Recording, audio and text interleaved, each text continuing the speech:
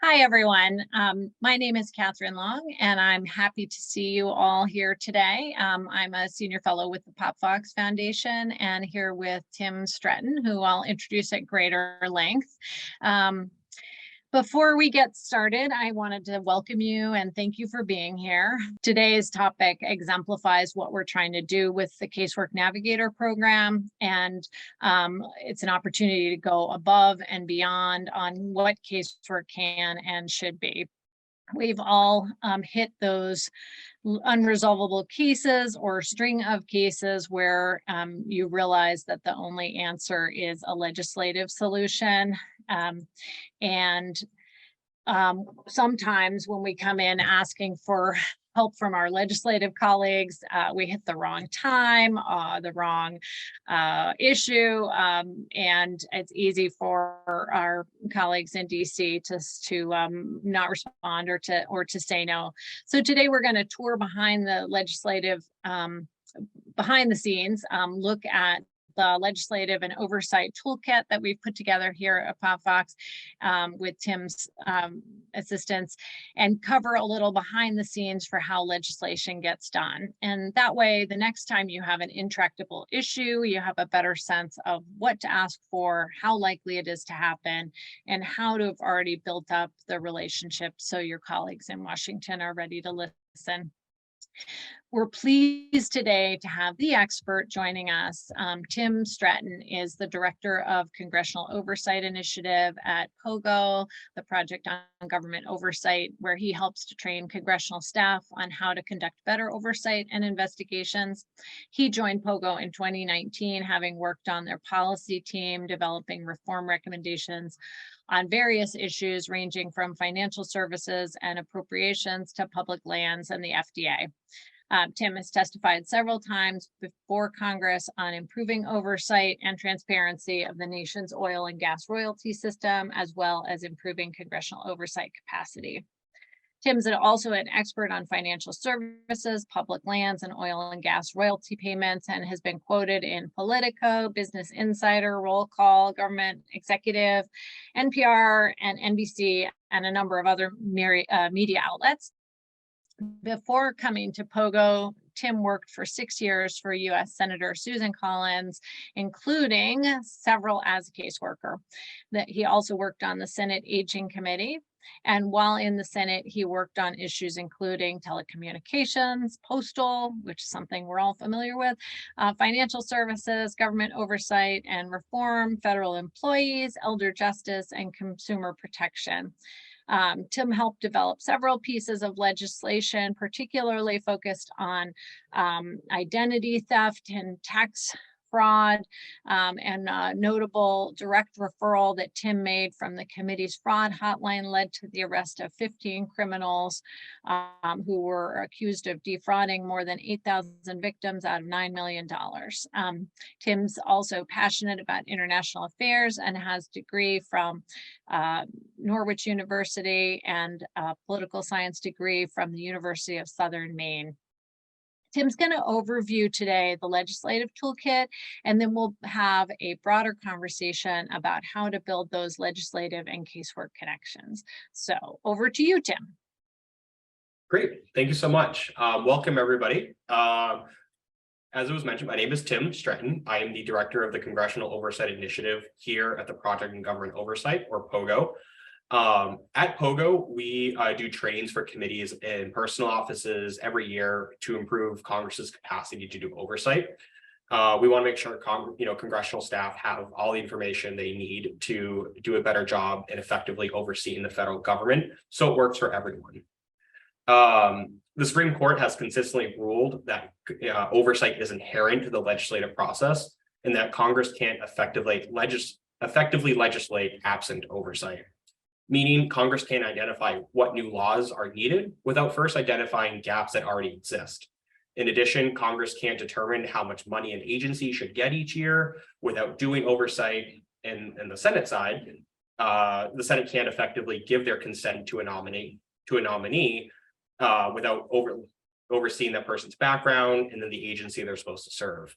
All these are possible due to oversight. There's a big misconception that oversight is only done at the committee level. Great oversight can and has been done by many personal offices. And just to demonstrate that, look at the thousands of pieces of, bills and legislation that are introduced every year in both the Senate and the House. Oftentimes that legislation is guided and influenced by casework. It was mentioned I started my congressional career as an intern, but then as a caseworker in one of the senator's state offices. So I'm a big fan of casework, especially because it's really, you are the face of, your member of Congress or senator, and you really get to see the good work that, Congress can do. My old office really emphasized constituent services in casework. In fact, our state staff, there's 6 offices, but combined, our state staff was almost as large as our DC staff, which I think is actually pretty unusual. But it really showed like that was a big priority for us. Like you, a lot of our casework, had to do with constituents having difficulties getting their VA or Social Security benefits, tracking immigration cases. And while a lot of these, cases are very individualized, chances are the underlying issue affecting them is not unique to that one individual, and patterns can be identified. And those patterns can be ripe for legislation. What I mean by that, again, if someone from rural Maine, where I was a caseworker, was having issue accessing their VA benefits, chances are someone in California or Minnesota or Missouri probably had the similar issue. So better tracking these cases, again, can help identify patterns in potentially, options for a legislative fix to close some of those bureaucratic, issues or red tape that we've all come across, day in and day out. So what I'd like to do now, I'm going to talk a little bit later about one issue that really became a huge priority for our office, that really started as, cases and calls coming from constituents. But before that, I'd like to kind of look to the legislative toolkit that POPVOX Foundation has put together and go over some particular topics that I think will be helpful to discuss when I talk about what we did at our office. So first, as caseworkers working in district and state offices, I'm going to give a little bit of an overview of the different types of legislative activities that can take place. So first, there's 3 main buckets of legislative vehicles. The first are the must-pass bills, the ones that Congress has to pass every year. And there are really 2 main ones. First is the National Defense Authorization Act. It's what authorizes and sets priorities for the military and Department of Defense every year. That always has to get passed. In fact, it's going on right now, I think in the House. The other big must-pass bill, the way you can either count as 12 or 1, but it's the annual appropriations bills, the bills that fund the government. There are supposed to be 12 of them, each supporting different agencies. But oftentimes you may see that pass as one bill at the end of the year, known as the omnibus. Sometimes those can also be grouped together in smaller bills. You might have heard the term minibus, but those have to get passed every year, because if they don't, the government will shut down. Fun story is I was working as an intern doing casework for 2 weeks in 2013, and we were furloughed because the government shut down in October. So that was not a great couple first weeks on the Hill. And we faced another one in 2019. So these are bills that have to get passed, and it can be a really good opportunity to try to get certain priorities or legislative priorities included.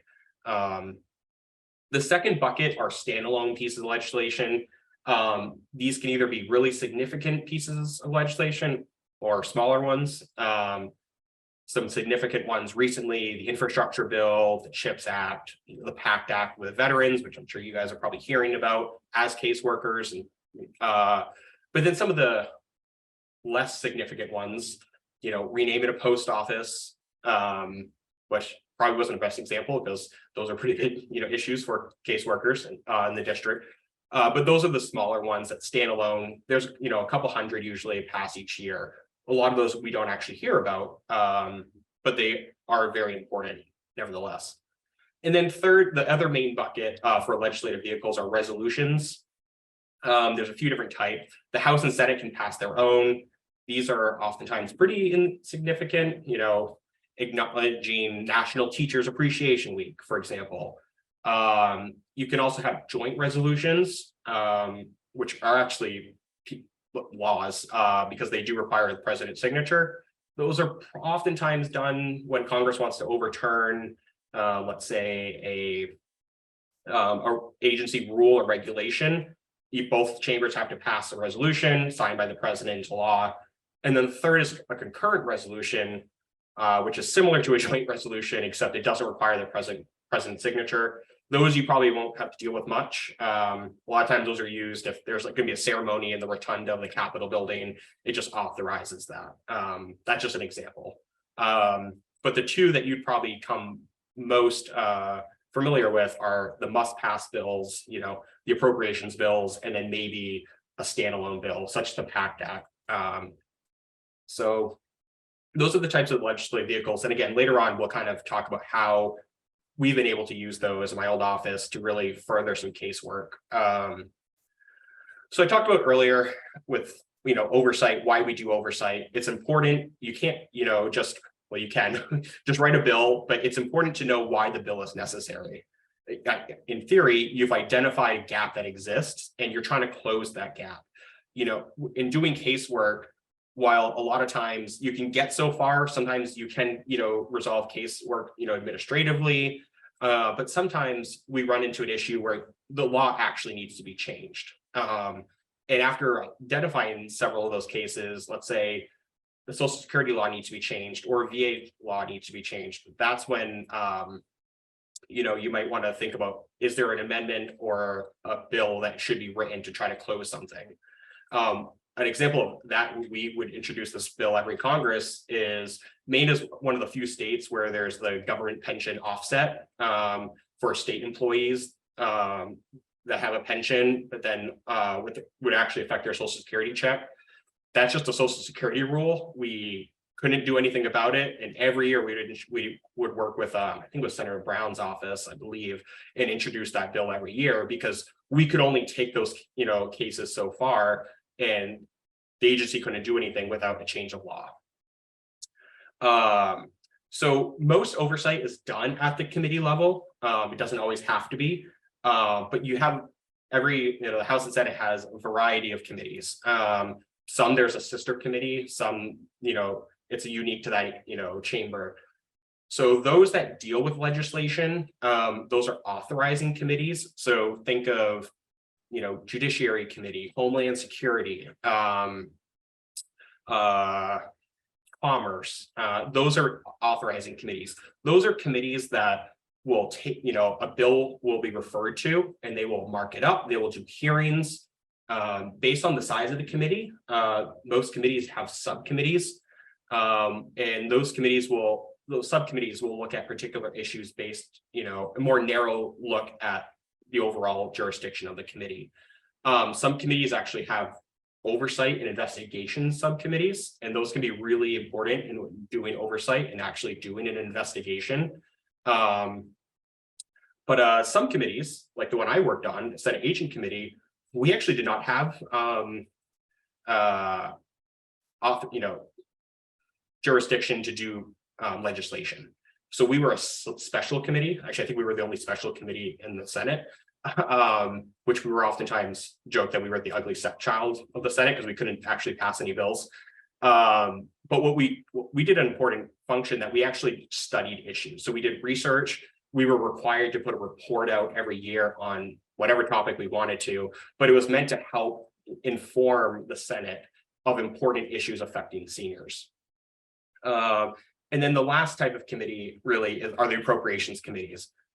They, again, fund the government. They're not supposed to be doing authorizing language. So what I mean by that is if you wanted to create a certain program, let's say at the Department of Justice, that bill would be sent to the Judiciary Committee. And if it was passed, eventually it'd be up to the appropriations committee to determine how much money should that program actually get at the end of the day. Occasionally, at the end of the year, you can get authorizing language in an appropriations bill, but it's very hard. Appropriators hate to do it. Authorizers hate it even more. But sometimes if the chair and ranking member, the people who lead the committees on both the authorizers and the appropriators agree, they can put it in the appropriations bill. Oftentimes it's because it's already moved out of committee, but it is very rare and they don't like to do it. But it can be done, and we've done it a few times. So I talked a little bit about how hearings can be done by committees. You can bring in agency folks, outside agency folks. You can talk about the need for a bill, or you can mark up a bill. Even though we couldn't do legislation, some of the bills that we had written in support of our priorities, oftentimes coming from casework, we would kind of hold hearings to talk about those bills and really try to make the case to other members and other committees why these bills are important. And I'll talk about one of those in a little bit. The Senate, I don't know how many you work in Senate offices, but you also have a very important role in confirming nominees. And there are hearings, especially at the beginning of a Congress or beginning of a new administration, of just confirmation hearings. And especially in the Senate, where legislation is extremely hard to get through, oftentimes nominations are really the majority of the bulk of the Senate's work. Your judicial nominations, cabinet nominations, there's, I think, up to 1,600 positions that actually require Senate confirmation. Sometimes those are voted on the floor. Sometimes they're just agreed to by unanimous consent, and sometimes they just move in block. But that is a really important way or important function of the Senate. I talked about how we didn't do legislation, but we did reports. Reports and letters are another important thing of a committee. A letter can be sent to an agency or a private company if there's a response to like a scandal or a news event that's happened. But then reports can really also produce the findings of a committee's investigation or oversight work, which can actually help build support for a potential piece of legislation. Finally, a little bit, I know I talked about this a little bit already, but in the toolkit about appropriations, and I want to talk about this again because I think this is a real opportunity to really move casework issues. So again, appropriations is separate from authorizing, but there's two types of appropriations language that you might oftentimes hear. There's bill text, and then there's actual report language. And bill text, can simply say, this agency will get this much money. They're pretty actually boring to read because it's literally just some names and some numbers.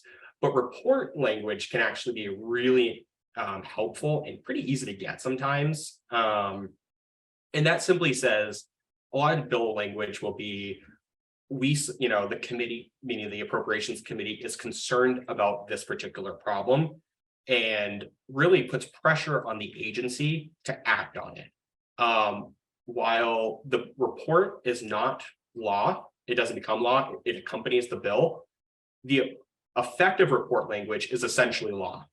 So I know that was really confusing. So only the bill and the numbers become law, but agencies treat report language essentially as law. So if there is, report language in there that says we are concerned about this and encourage the, agency to prioritize this, they will, because if they don't, they risk not getting as much funding in the following year if they ignore the interest of Congress. A really good example of this is several years ago, there's a program, Upward Bound. I'm sure you've all, or most of you are familiar with it. It really helps high school students who are the first in their families to go to college it supports them through their college process. Oftentimes they can, visit colleges, stay there, for, periods of time before they go to college. And there was, this like 2017, 2018, something like that, where the Department of Education had this glitch and a bunch of applications from schools in 12 different states were automatically rejected due to a formatting error. And we fought really hard because we had some colleges come to our office and would say, we need a fix for this because we're going to lose money on this. We won't be able to, have, these kids come and take advantage of the program, and they ultimately are at risk for not going to college. And so we worked with the Department of Education. They're like, well, we can't do anything. It needs a legislative fix, which is bonkers. But ultimately, my boss, she was an appropriator or worked on the appropriations committee, and she worked with some of her colleagues and actually put language in the bill clarifying that the Department of Education has this, authority on their own. They don't need a separate bill, or a law to fix this issue, that they can do it on their own. And ultimately, after I think 2 or 3 months, the Department of Education actually followed the appropriations report language and then resolved it. And all those states were able to then get their applications resubmitted and ultimately then approved. So that's how you can work with the appropriations committee. And I will say appropriation staff are usually very helpful with offices in trying to get those very small fixes incorporated into report language. Bill language is tougher, but getting those report language can be really helpful. And clerks and professional staff members on the appropriation committee are great assets to have. And your LAs and DC should have good relationships with them. So that's that. Other things in the toolkit, I really want to point out to that I think really stands out is work with CRS, have good relationships with them. I know it's tougher being in the district and state staff, but they can be a huge asset in getting you data. I know they offer trainings for district staff. I encourage you guys to take advantage of those. It's also a great way when you come to DC for those trainings to meet your DC counterparts. We always try to get our new caseworkers down to DC for those trainings, because again, it allows you to meet your counterparts and coworkers, and it just helps those relationships even more. But working with CRS staff can also really be helpful because they can get you data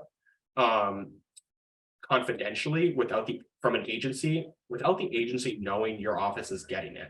So one quick story with here is several years ago, our former governor had some issue with apprenticeship funding and basically was rejecting all the DOL or Department of Labor funding for these apprenticeship programs. And it was difficult for us to go against the Department of Labor and the governor, but we wanted to see what we could do on this and how it was ultimately going to affect our state. And so we didn't want to go to the Department of Labor and ask for this data.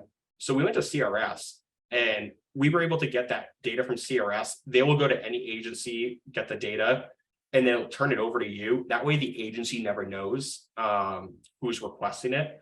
And that can be used in whatever way you can think of. But that was actually really helpful for us to get a better sense of what the governor's actions were going to be doing to apprenticeship programs in the state. So UCRS, they're great. If you haven't already done so, contact a CRS congressional liaison and just have a coffee with them. We've actually just had them as one of our speakers a few months ago on how to work with CRS, and they love talking to staff, especially district staff, because those are the ones they don't get to interact with as much. So those are the big things. I think those are the big things from the legislative toolkit that I think are really helpful. And I'd like to go a little bit more and illustrate how you can use some of this information in your casework. So it was mentioned, one of the big issues I worked on was elder justice issues or senior scams. So we started getting calls in our office, even a little bit before I started, about seniors falling victim to phone scams, lottery scams. You've all got it. Rachel from Cardinal Services. I'm the IRS. If you didn't pay your taxes last year, so we're going to arrest you in the next hour if you don't pay us right now. we started getting a lot of these calls like daily, like dozens of calls a day. And a little bit of background information, Maine is the oldest state by median age. So we have a lot of elderly in the state of Maine. I forgot what the actual number is, but I think the average age is like in the 70s. So seniors are disproportionately targeted because of their age, and it can be easier to scam seniors, unfortunately, for a variety of reasons. So my boss was getting very concerned about this, and so we wanted to see what we could do. Ultimately, law enforcement was telling us, well, these originate overseas, there's nothing we can do. And we really didn't like that answer because it wasn't stopping people from losing literally their life savings. So we started doing a little bit of groundwork. We didn't know if this is just a unique problem to Maine. And ultimately, we got Government Accountability Office, the auditors of Congress, for lack of a better term, and they actually produced a report that found that about $3 billion a year is lost to these types of scams by seniors. So when my boss became the chairman of the aging committee, she decided that she had enough with being told nothing could be done on this, and that people were losing their life savings. So she made it one of her top 3 priorities on the committee was to tackle these. And for years we worked on this. And so we actually, I think in about a 4-year period, I think we held something like, it was more than 25 hearings on different types of scams targeting seniors, putting pressure on the administrations to actually take these seriously. And she did this in a number of ways. First, letters, sometimes even highlighting certain cases that it came up, names redacted or not redacted, but, a constituent from Augusta, Maine, recently contacted my office, and this is not an isolated case. So sending those letters to the Attorney General. What really helped was we created a fraud hotline on the committee, and we wanted to get a better sense of where these calls coming from. And we did this every year. We produced an annual report, and every year we got calls from all 50 states reporting different types of scams. And we were able to identify them by state and highlight or identify the top scams affecting seniors. And we were then able to actually present the report to the Department of Justice and say, people are actually losing money. This is not, a theoretical problem. People are actually losing money here. So one thing my boss did was, this, I think during the Obama administration, when really this was becoming a big issue, she actually asked Loretta Lynch, the Attorney General at the time. She had just come in for her appropriations hearing, and my boss held up the report and asked her a pointed question: will you make this a priority? And I remember her saying, I don't think she was expecting that question. But she's like, I actually just received one of these calls the other day. Like, I understand how believable they can be. She's like, I will definitely look into this. Getting that commitment at a hearing really helps make, further the effort. Ultimately, when the administration changed and Jeff Sessions was confirmed, in one of the courtesy meetings before he was confirmed, she asked for the commitment to prioritize this, and he did. And to his credit, the Department of Justice really started cracking down on this. They produce an annual report every year, which helped, even identifying this as an issue, helped send the message to these scammers and criminals that the United States government was on watch. One thing, another example we did, or two I want to point out. One was the Senior Safe Act. This was a piece of legislation that we wrote that it basically was modeled off a pilot project from banks and credit unions in the state of Maine, that as long as bank and credit union tellers were trained to identify financial exploitation, meaning if someone came in and I thought they were possibly being financially exploited either by a family member or someone on the phone, and I had the training, I made a good faith report to law enforcement, the state securities administrator, a certain entity, I could not be sued for not providing that transaction. And there's a lot of evidence to say that, you know, a lot of money had been saved due to that. So we actually tried to take that nationally, and after I think 2.5 years, we actually were able to get passed in both the House and the Senate. And that all started by casework, because we initially were told by the banks and credit unions, like, we just started this program, and we've stopped a lot of, you know, financial exploitation from happening. So that's another thing that we had done that really started as casework, by hearing directly from constituents in our state of something that's actually working. And we were able to then model that. A really good tip for legislation is take small pilot projects in your state that you think are working really well and try to get those expanded nationwide. That's a great way to, you know, move legislation. The other thing I really want to use as an example, and I talked about this earlier, is the appropriations process. So again, my boss was on the appropriations committee, so it was even easier to get report language in. But every year we submitted requests to highlight the IRS impersonation scam and point out how the scam was getting worse and worse every year. And that really helped put pressure on the IRS IG to crack down on this, because they were told to. They were told the committee that funds you is very concerned about this. And to their credit, they really worked hard on this. It was mentioned earlier in the bio that a case that we worked with them got 15 people arrested. And I truly think, had we not put that in the appropriations report, that we were concerned about this, they probably wouldn't have done it. And after those arrests were made, we saw it on the committee's hotline data, but TIGDA, or the Treasury IG, also saw it on their data, a 95% drop in calls in 2 days after the announcement. So really trying to work with the appropriations committee and getting those priorities in can be really helpful. Letters is another great way that you can do. A lot of these scams were made possible by robocalls and caller ID spoofing, making it look like your phone's calling or it says the IRS on it.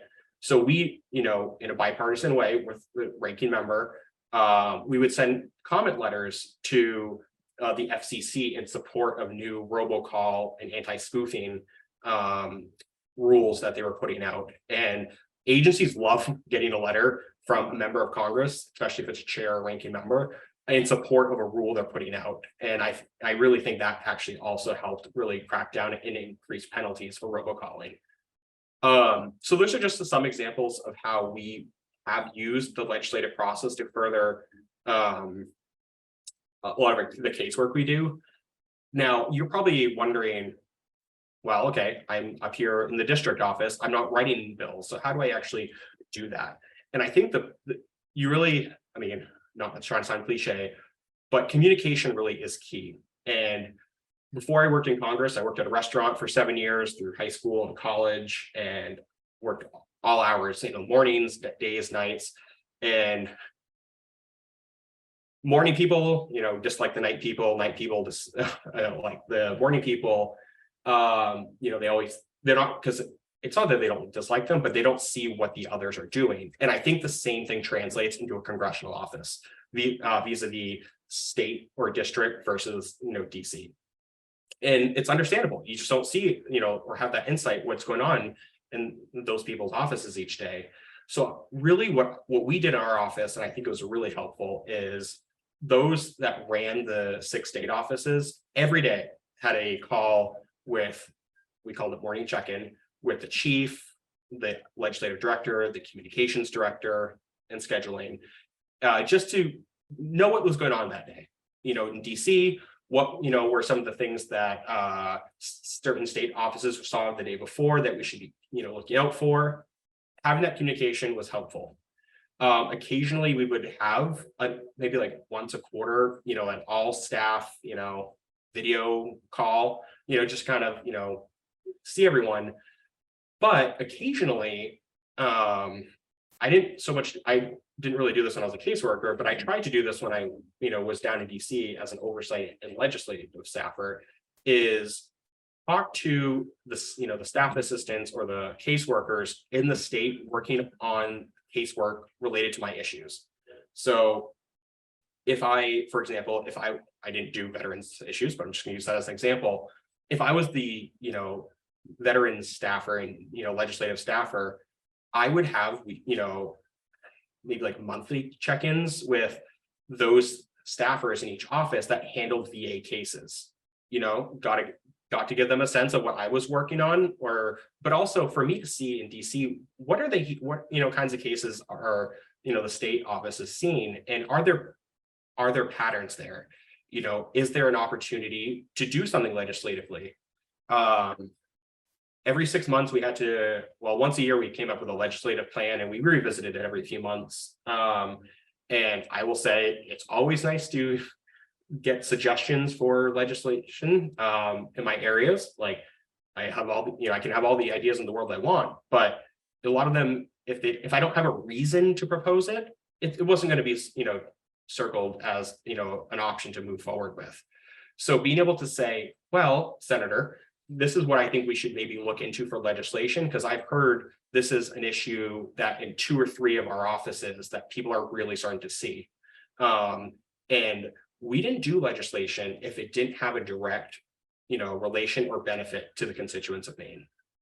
And so, I would encourage you as caseworkers, if you don't have something like that already, do it, because it's immensely helpful to the legislative staffer, who again can be really busy and may not always have time, to proactively think like, oh, maybe I should check with my state staff.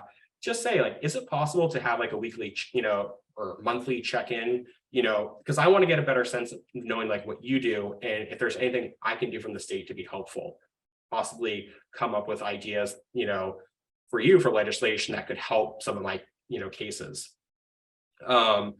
That's truly, I think, one of the best things you can do is have that, communication. The other, and this is probably the last tip I will give you, because sorry, I know we're running close on the allotted time, but there was a staffer, I think she's actually still working there.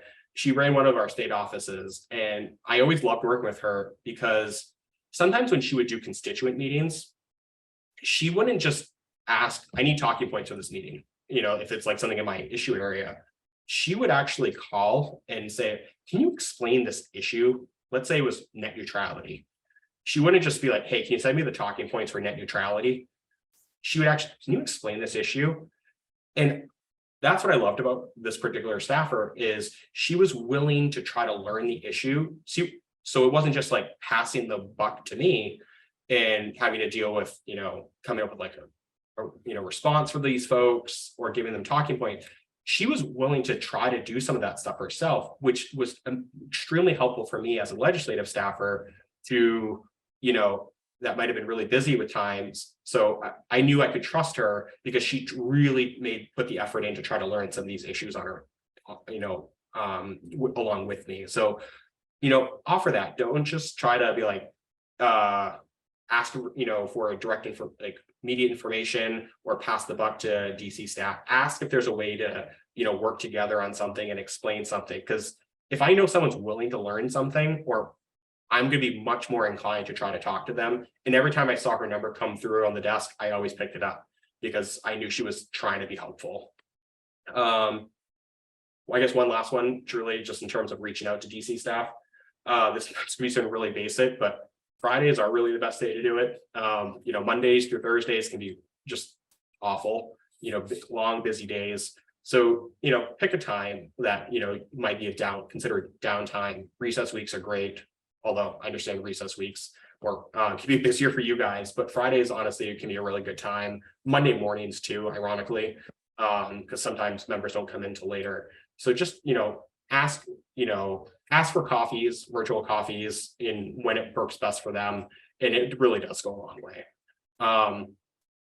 So no further ado, I guess I'll turn it back to Katherine. I'm sorry, I'm a little long, but no, Tim, that's terrific. I really appreciate those insights, and having been in the casework side for 15 years, I really appreciate what you said about the morning and the evening people in the restaurant. It's a great analogy.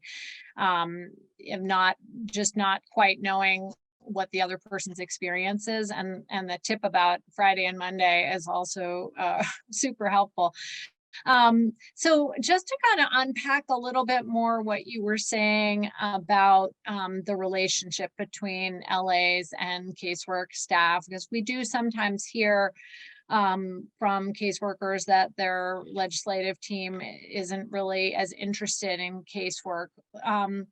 And another thing that came up in your conversation, I think that may pertain to this is, you know, each member obviously has legislative staff in different roles. So, so maybe just if you could touch a little bit on how the committee membership of the member, you know, impacts the availability of the staff, and also maybe the direction in which oversight and legislation can help with casework.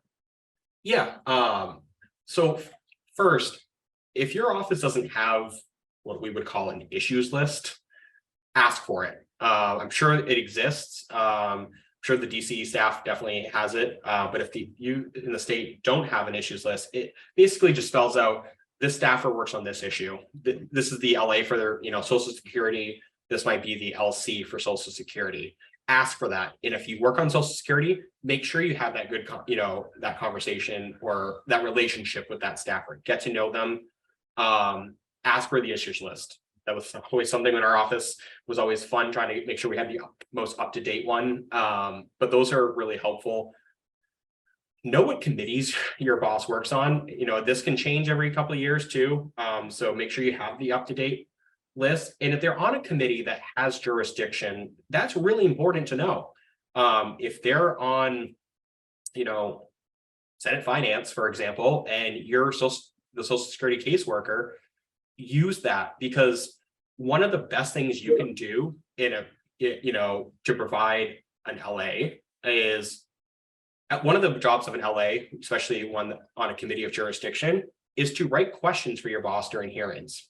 And I will say, I always looked for suggestions on new questions to ask. You know, you can only come up with so many, and you never know which one she's gonna, you know, she would ask. But if you can ask a question at a hearing in relation to a casework, you know, saying, administrator, whomever, you know, I have, you know, John Smith in, you know, Maine, who is struggling to get, you know, their benefits approved because of this, you know, loophole. Will you commit to looking into this, you know, for me?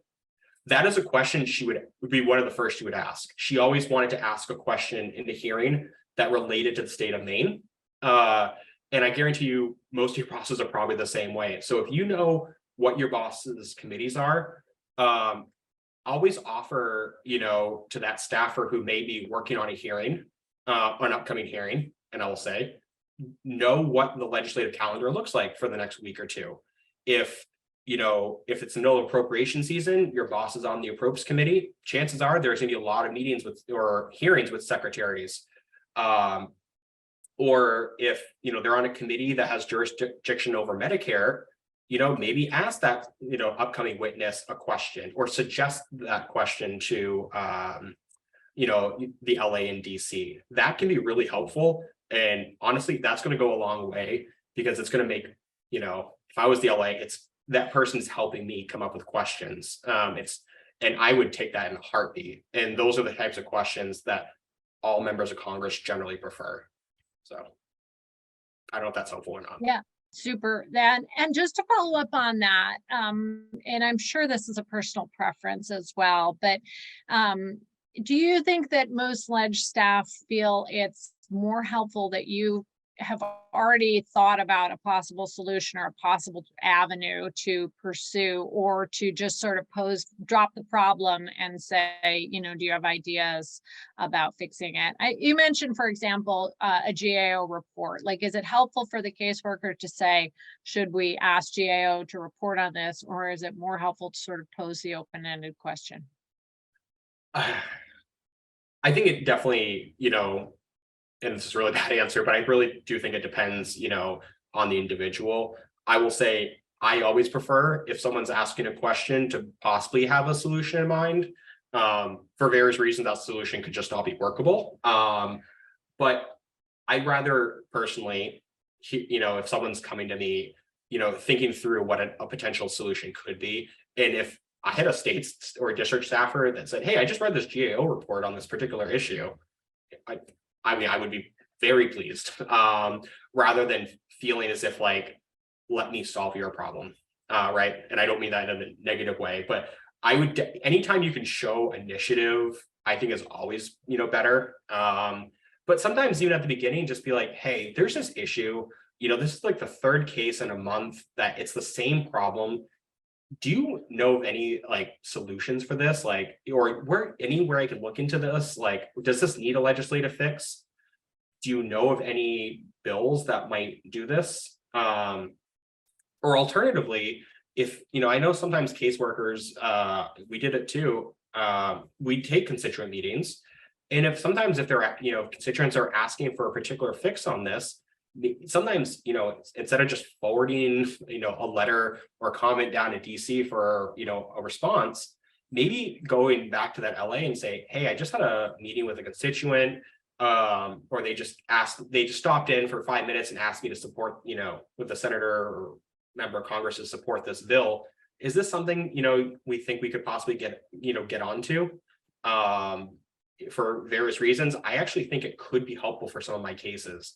That would be really helpful to know and to put in some kind of, recommendation for like co-sponsorship on a bill. That actually we used to do a lot as well. Hearing, directly from staff about a particular bill that people have asked about, rather than just putting it in IQ or whatever program is now and just sending it down for a form response. Sometimes hearing directly from the staff about a particular bill, and how it could be beneficial to casework or, constituents more broadly, that I think also goes a long way. Yeah, and I would definitely put a pin on that as well. I know for my experience, sort of developing that relationship with both the LCs and the LAs, and sort of seeing the whole picture in terms of mail and comments and trying to be in the mix on that, was always very helpful for us.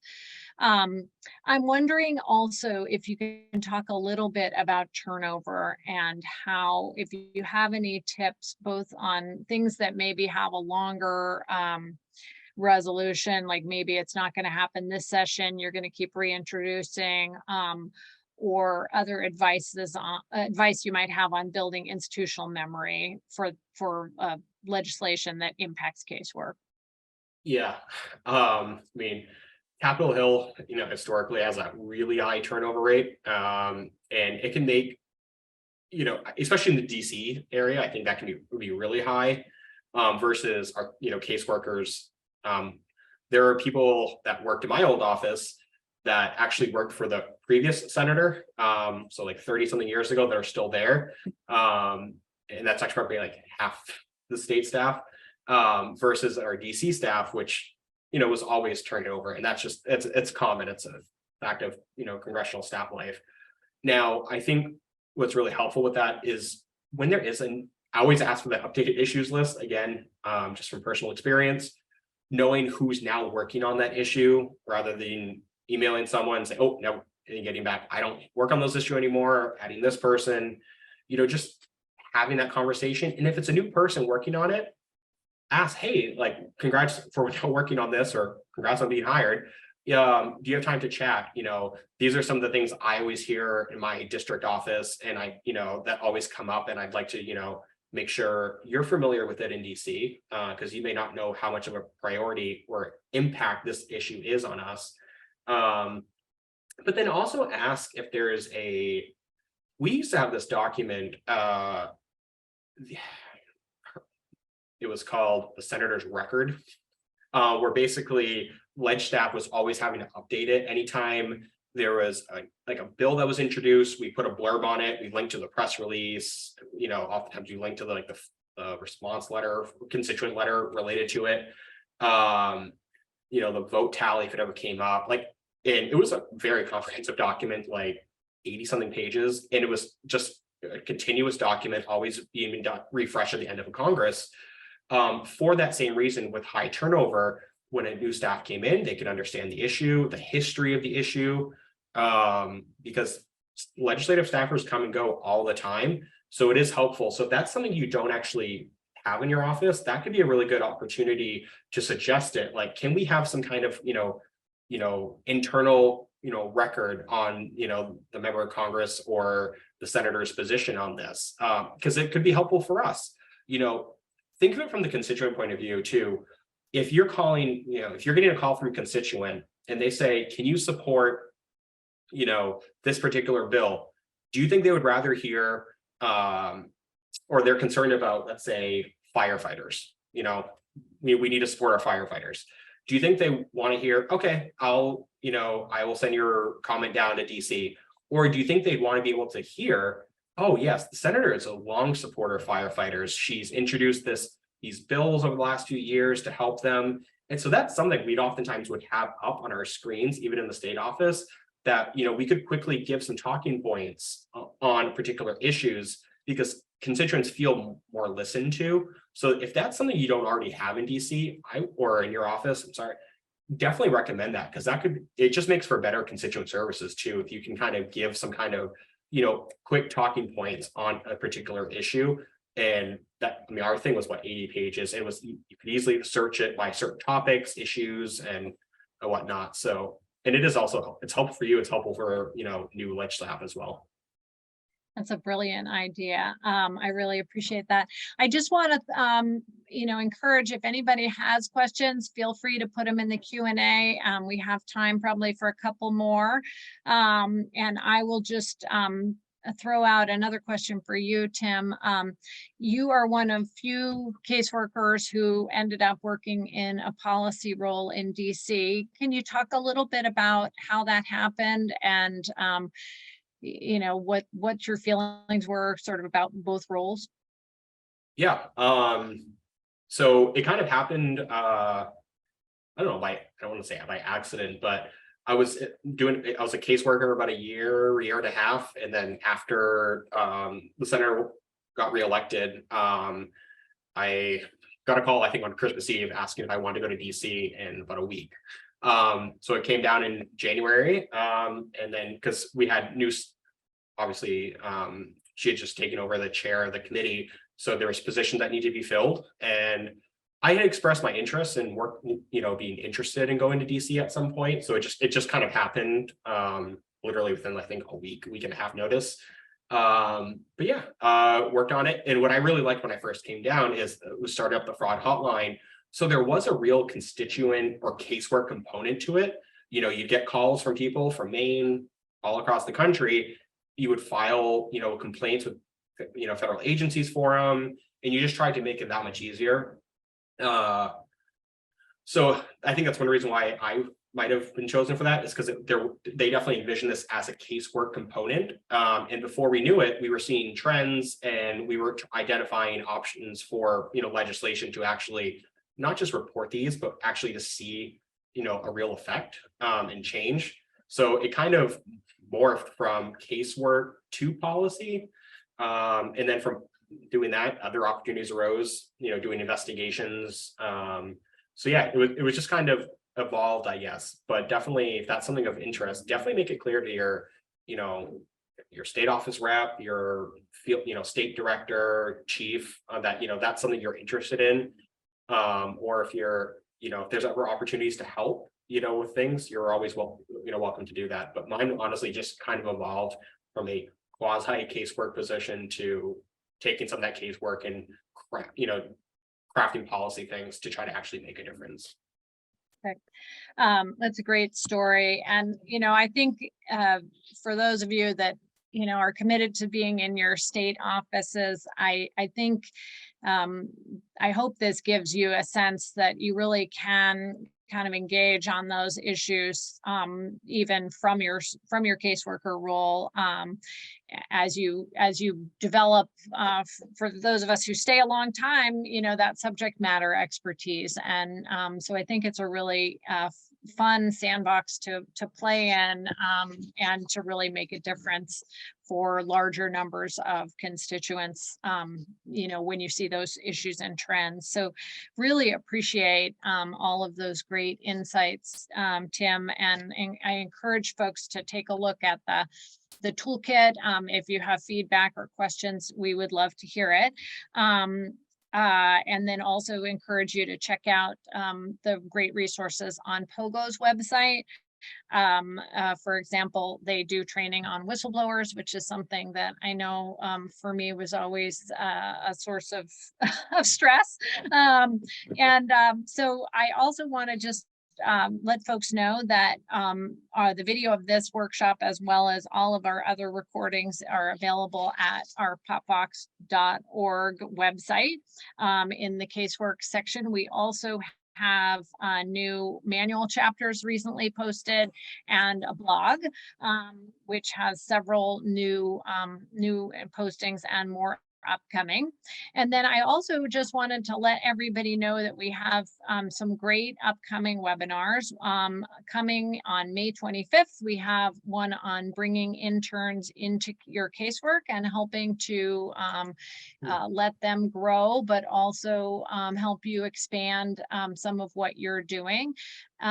We are excited about a workshop, a two-part workshop on June 21st and July 12th on storytelling for caseworkers. And in that one, we're going to be focusing in the first one on listening productively to get the most out of your constituent stories, and then telling those stories for policy impact. So it's great dovetail with what we've been talking about today. And then coming up on July 28th is something that I know particularly this week is very timely, talking about burnout and self-care on July 28th with the Short Center. So we really appreciate you, Tim, for being here today, and to all of you who came. We want to hear from you anytime with questions or feedback at casework@popvox.org. And I hope you have a wonderful rest of your week.